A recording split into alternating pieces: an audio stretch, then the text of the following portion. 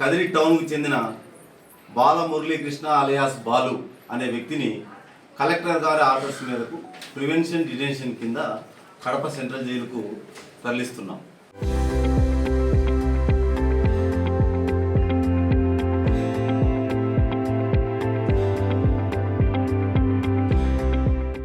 ఇతని మీద కదిరి పట్టణంలో 8 కేసులు ఉన్నాయి. 8వ కేసు రీసెంట్గా నమోదైంది. ప్రస్తుతం ఆ కేసులో ఇతను అరెస్ట్ చేయబడి మన సబ్ జైల్లో ఉన్నాడు.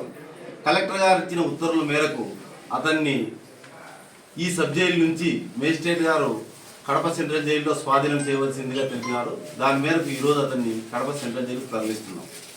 ముఖ్యంగా కదిరి పట్టణంలో కానీ కదిరి చుట్టుపక్కల కానీ కదిరి సబ్ డివిజన్లోని సంఘ వ్యతిరేక శక్తులకు చట్టాన్ని వ్యతిరేకించే వారికి హెచ్చరిక ఏమనగా, మీరంతా కూడా పలు నేరాల్లో పాల్గొన్నారు, అది మీకు తెలుసు.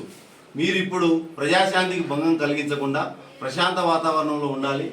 ఎవరైనా పలు నేరాల్లో పాల్గొని ప్రజాశాంతికి భంగం కలిగిస్తే తప్పనిసరిగా వారి మీద చట్ట పరిధిలో చర్యలు తీసుకుంటాం. ఇప్పటికే మన సబ్ డివిజన్లో అబూబకర్, మెగా అంజాద్ అనే ఇద్దరిని పీడీ యాక్ట్కి తరలించడం జరిగింది. ఇతను 3వ వ్యక్తి బాలమురళీకృష్ణ. ఇంకా కొంతమంది మీద కూడా గుర్తించినాం. వారి మీద కూడా కలెక్టర్ గారికి నివేదిక పంపి త్వరలో వారిని కూడా ఈ పీడీ యాక్ట్లో నిర్బంధించడం జరుగుతుంది. Local to global news at your fingertips. మీ చేతిలో ఒక ఆయుధం. Download Raw TV app. Media legend Ravi Prakash is back.